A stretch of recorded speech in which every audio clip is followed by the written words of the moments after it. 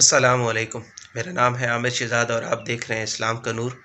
معزز ناظرین، آج ہم سورۃ نساء کی اہمیت، فضیلت اور اس کا مقام نزول اور آیات اور رکوع کی تعداد کے بارے میں بات کریں گے۔ معزز ناظرین، سورۃ نساء مدینہ منورہ میں نازل ہوئی۔ اس میں 24 رکوع اور 176 آیات ہیں۔ معزز ناظرین، عربی زبان میں نساء عورت کو کہتے ہیں۔ اس صورت میں عورتوں کے حقوق اور ان کے احکامات کو بیان کیا گیا ہے، اس لیے اس صورت کو سورۃ نساء کہتے ہیں۔ معزز ناظرین، اس صورت کا مرکزی مضمون یہ ہے کہ یتیم بچوں اور عورتوں کے حقوق کے بارے میں بیان کیا گیا اور ان کے متعلق اہم احکامات بیان کیے گئے ہیں، جیسا کہ یتیم بچوں کے مال میں اپنا مال شامل کر کے نہ کھائیں، اور جب بچے چھوٹے ہوں، یتیم بچے چھوٹے ہوں تو ان کا مال ان کے حوالے نہ کریں۔ جب وہ شادی کے قابل ہو جائیں یا بالغ ہو جائیں تو اس ٹائم ان کا مال ان کے حوالے کر دیا جائے۔ یتیم بچوں کا مال ناحق کھانے پر وعید بیان کی گئی ہے۔ اس کے علاوہ مہر کے کچھ مسائل اور ان کو ادا کرنے کا طریقہ بیان کیا گیا ہے۔ اس کے علاوہ وہ عورتیں جن سے آپ کا نکاح کرنا حرام ہے، ان عورتوں کے بارے میں بتایا گیا ہے، اور میراث کے مال میں عورتوں کا باقاعدہ حصہ مقرر کیا گیا ہے۔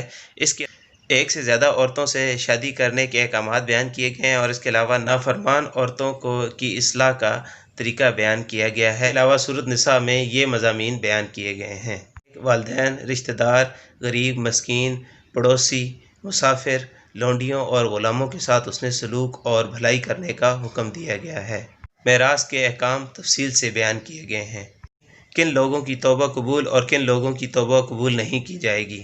شوہر بیوی کے ایک دوسرے کے حقوق اور ازدواجی زندگی کے اصول بیان کیے گئے ہیں۔ مال اور خون میں مسلمانوں کے اجتماعی معاملات کے احکام بیان کیے گئے ہیں۔ کبیرہ گناہوں سے بچنے کی فضیلت بیان کی گئی ہے۔ حسد سے بچنے کا حکم دیا گیا ہے، نیز تکبر، ریاکاری کی مذمت کی گئی ہے۔ جہاد کے معاملے میں احکامات بیان کیے گئے ہیں۔ قاتل کے بارے میں احکام، ہجرت کے بارے میں احکام اور نماز خوف کا طریقہ بیان کیا گیا ہے۔ نیک اعمال کرنے اور گناہوں سے بچنے کی تلقین کی گئی ہے۔ اخلاقی اور ملکی معاملات کے اصول اور جنگ کے بعض احکام بیان کیے گئے ہیں۔ عیسائیوں، منافقوں اور بطور خاص یہودیوں کے خطرات سے مسلمانوں کو آگاہ کیا گیا ہے۔ اس صورت کے آخر میں حضرت عیسیٰ علیہ السلام کے بارے میں عیسائیوں کی گمراہیوں کا ذکر کیا گیا ہے۔ حضرت عمر فاروق رضی اللہ تعالیٰ عنہ فرماتے ہیں کہ جس نے سورۃ بقرہ، سورۃ آل عمران اور سورۃ النساء کی تلاوت کی تو وہ اللہ تعالیٰ کی بارگاہ میں حکمت والے لوگوں میں سے لکھا جائے گا۔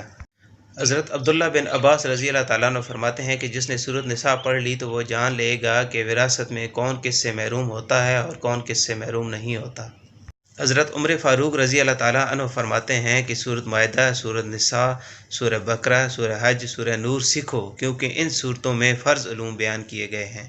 ناظرین، رب کریم سے میری دعا ہے کہ اللہ پاک ہمیں قرآن کو پڑھنے، اس کو سمجھنے اور اس پر عمل کرنے کی توفیق عطا فرمائے۔